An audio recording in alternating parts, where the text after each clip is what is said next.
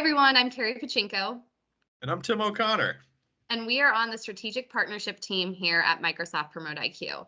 And today we are really excited because we are kicking off a brand new series called What's New with PromoteIQ. And the goal of this series is to give you bite-sized content that helps uplevel your retail media knowledge, as well as presents a forum to share opportunities and updates at PromoteIQ, as well as with the retail partners that we work with. So today is our very first episode, and we're very excited to have everyone here.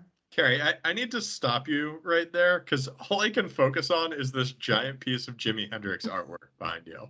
Big Jimmy fan, huh? Well, that seems pretty obvious given I have like a larger than life image of him behind me, but yes, I am a big Jimmy fan. Well, I'm going to guess that I'm not the only one of our viewers who noticed Jimmy, but I am curious to know if anyone noticed that I actually have the exact same image right behind me in a much, much smaller frame. Uh, which is a really, really long-winded way of pointing out that people's eyes are naturally drawn to bigger and bolder things. And that holds true in digital advertising as well. Shoppers' eyes are naturally drawn to larger and richer ad formats in their shopper journeys. Which is why the topic that we're going to be discussing today is sponsored banners. So, Tim, can you tell us all what sponsored banners are?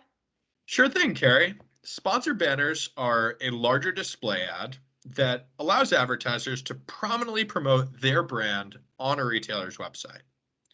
Similar to how all of our eyes are drawn to Big Jimmy rather than Little Jimmy, sponsored banners can help catch that user's eye and really drive consideration and awareness of that brand, which contrasts with the traditional product listing ad, sponsored product ad format, which really focuses in on an individual item. So with that in mind, Carrie, you mind talking us through a quick case study on the impact that sponsored banners can have for brands? Sure thing. So, Tim and I are really excited to be able to share a couple different case studies that really highlight how banners go beyond just driving awareness.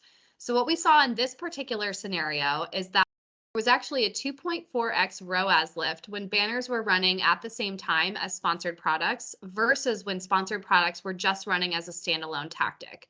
And what this shows us is really threefold. So, the first being that the brand was able to raise shopper awareness for that brand and product set by having banners in the market.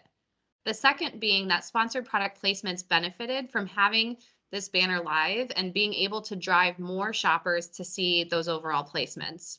And the third being that this brand was able to vastly increase their reach to the retailer shopper in various categories and shopping moments because of that broader targeting that banners enable. So, all of that to say that banners had a multiplier effect on the presence with the retailer and the shopper and ultimately led to an increase in overall sales for that brand. Well, I just love that call out around the broader targeting of the sponsored banner placement. It's like in addition to that visibility and brand equity that it can really build as an upper funnel tactic, it can also really complement those lower funnel sponsored product strategies that many marketers are using in retail media.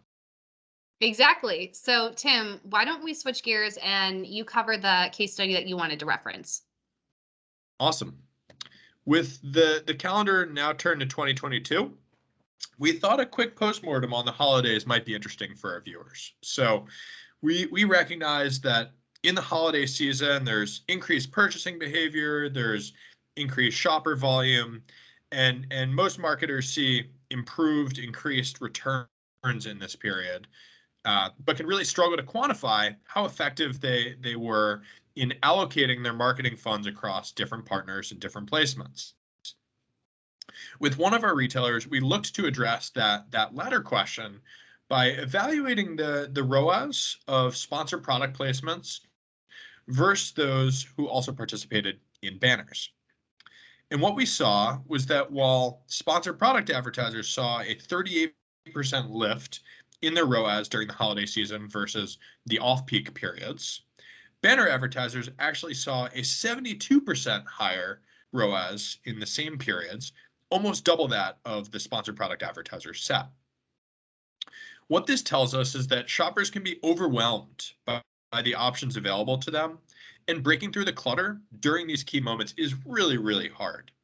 Simply promoting individual products can be insufficient, and we really need to hone in on awareness-focused tactics to make sure that we're sticking out from the crowd.